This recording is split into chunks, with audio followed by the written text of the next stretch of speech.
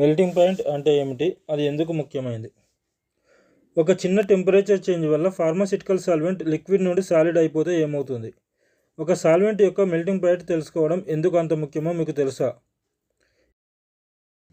Methanol -97.6 degree వద్ద melt అవుతుంది, కానీ డిఎంఎస్ఓ మాత్రం కేవలం 18.5 డిగ్రీ వద్ద సాలిడిఫై అవుతుంది. అంటే రూమ్ టెంపరేచర్ కంటే కొంచెం తగ్గిన డిఎంఎస్ఓ హ్యాండ్లింగ్లో సమస్య రావచ్చు. అసలు ఫార్మా ఇండస్ట్రీలో సాల్వెంట్ యొక్క మెల్టింగ్ పాయింట్ అంటే ఏమిటి?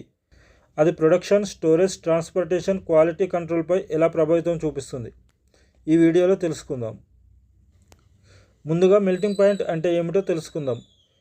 ఒక సాలిడ్ సబ్స్టాన్స్ వేరు చేసినప్పుడు లిక్విడ్గా మారడం ప్రారంభించే ఉష్ణోగ్రతను మెల్టింగ్ పాయింట్ లేదా ద్రవీభవన స్థానం అంటారు.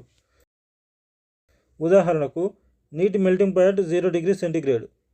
0 డిగ్రీ సెంటీగ్రేడ్ కంటే తక్కువగా ఉంటే నీరు ఐస్గా ఉండవచ్చు. 0 డిగ్రీ వద్ద ఐస్ కరిగి వాటర్గా మారడం ప్రారంభిస్తుంది. అదే ప్రిన్సిపల్ పారాసిటికల్ కెమికల్స్ మరియు సాల్వెంట్స్కు వర్తిస్తుంది. కానీ ప్రతి సాల్వెంట్కి మెల్టింగ్ పాయింట్ ఒకేలా ఉండదు. ఇప్పుడు ఒక ఇంట్రెస్టింగ్ విషయం.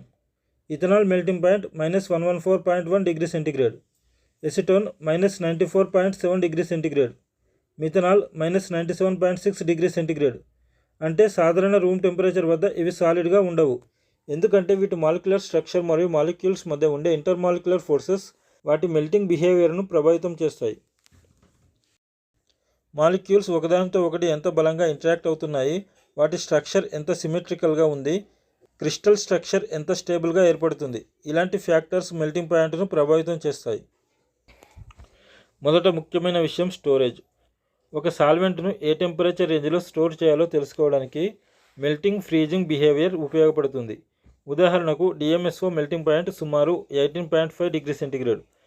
కోల్డ్ ఎన్విరాన్మెంట్లో డిఎంఎస్ఓ క్రిస్టలైజ్ లేదా సాలిడిఫై కావచ్చు. అప్పుడు దాన్ని ప్రాసెస్లో ఉపయోగించే ముందు అప్రోప్రియేట్ హ్యాండ్లింగ్ అవసరం కావచ్చు. రెండవది మ్యానుఫ్యాక్చరింగ్. ఫార్మాసిటికల్ మ్యానుఫ్యాక్చరింగ్లో సాల్వెంట్ ఒక రియాక్షన్ మీడియంగా ఎక్స్ట్రాక్షన్లో, క్రిస్టలైజేషన్లో లేదా క్లీనింగ్ ప్రాసెస్లో ఉపయోగపడవచ్చు. సాల్వెంట్ ఫిజికల్ స్టేజ్ మారితే ప్రాసెస్ బిహేవియర్ కూడా మారవచ్చు. అందుకే టెంపరేచర్ కంట్రోల్ చాలా ముఖ్యమైనది. ట్రాన్స్పోర్టేషన్. మూడవది ట్రాన్స్పోర్టేషన్. ఒక సాల్వెంట్ను ఒక లొకేషన్ నుండి మరొక లొకేషన్కు ట్రాన్స్పోర్ట్ చేస్తున్నప్పుడు బయట టెంపరేచర్ చాలా తక్కువగా ఉంటే సాల్వెంట్ ఫ్రీజ్ లేదా సాలిడిఫై అయ్యే అవకాశం ఉందా, అది ముందుగానే తెలుసుకోవాలి. అందుకే సాల్వెంట్ స్పెసిఫికేషన్లో ఫిజికల్ ప్రాపర్టీస్ ముఖ్యమైనవి.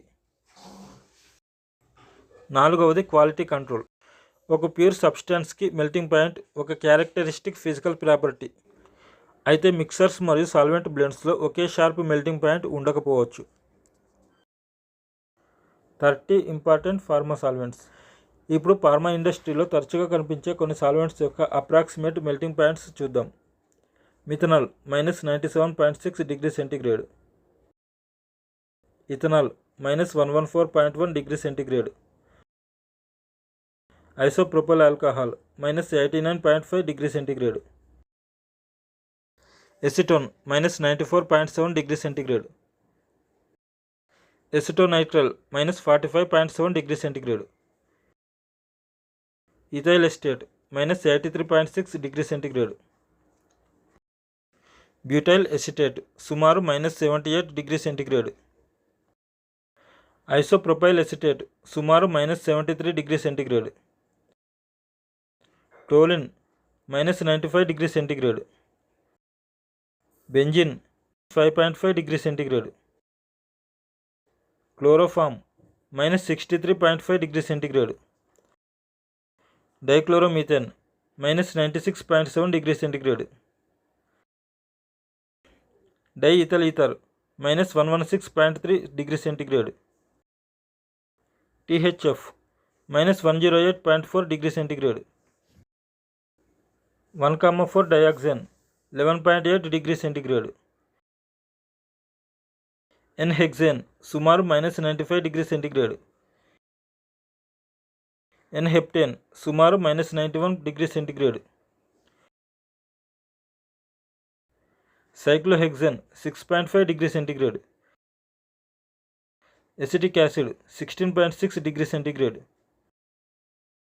Formic acid 8.4 degree centigrade, DMSO 18.5 degree centigrade. DMF సుమారు -61 డిగ్రీ సెంటీగ్రేడ్. ఎన్ఎంపి సుమారు -24 డిగ్రీ సెంటీగ్రేడ్.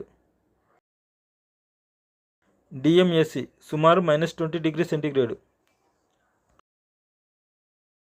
ఇథైలిన్ గ్లైకాల్ సుమారు -12.9 డిగ్రీ సెంటీగ్రేడ్. ప్రొపైలిన్ గ్లైకాల్ సుమారు -59 డిగ్రీ సెంటీగ్రేడ్.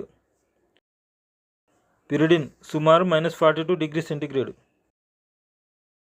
ట్రైఇథైలమైన్ సుమారు -114.7 డిగ్రీ సెంటీగ్రేడ్. ఎంటీబీఈ సుమారు -109 degree centigrade. Water 0 degree centigrade. Melting point ఒక్కటే తెలుసుకుంటే సరిపోతుందా? ఫార్మా ఇండస్ట్రీలో సాల్వెంట్ గురించి మెల్టింగ్ పాయింట్ ఒక్కటే తెలుసుకోవడం సరికాదు. మనం ఇంకా boiling point, flash point, density, vapour pressure, solubility, purity, water content, chemical compatibility, storage conditions వంటి ప్రాపర్టీస్ని కూడా కన్సిడర్ చేయాలి. ముఖ్యంగా ఫ్లేమబుల్ సాల్వెంట్స్ విషయంలో ఫ్లాష్ పాయింట్ మరియు ఫైర్ సేఫ్టీ చాలా ముఖ్యమైనవి. అందుకే ఇండస్ట్రియల్ హ్యాండ్లింగ్లో సాల్వెంట్ యొక్క ఎస్డిఎస్ సేఫ్టీ డేటా షీట్ మరియు అప్రూవ్డ్ స్పెసిఫికేషన్ను తప్పనిసరిగా ఫాలో చేయాలి. Melting point versus boiling point. చాలామందికి ఈ రెండు కన్ఫ్యూజ్ అవుతాయి. Melting point solid to liquid, boiling point liquid to gas. ఉదాహరణకు water melting point 0 degree centigrade, boiling point 100 degree centigrade.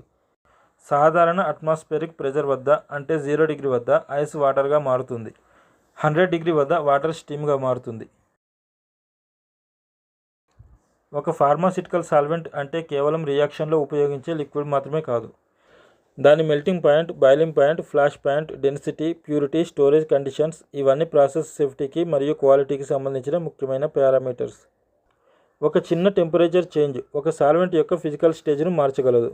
అందుకే ఫార్మా ఇండస్ట్రీలో temperature plus solvent properties equals to safety plus quality. ఈ information మీకు యూస్ఫుల్గా అనిపిస్తే ఈ వీడియోను లైక్ చేయండి. ఫార్మా ఇండస్ట్రీలో ఇలాంటి టెక్నికల్ కాన్సెప్ట్ను సింపుల్ తెలుగులో తెలుసుకోవాలనుకుంటే మై డాక్యుమెంటరీ ఛానల్ను సబ్స్క్రైబ్ చేయండి.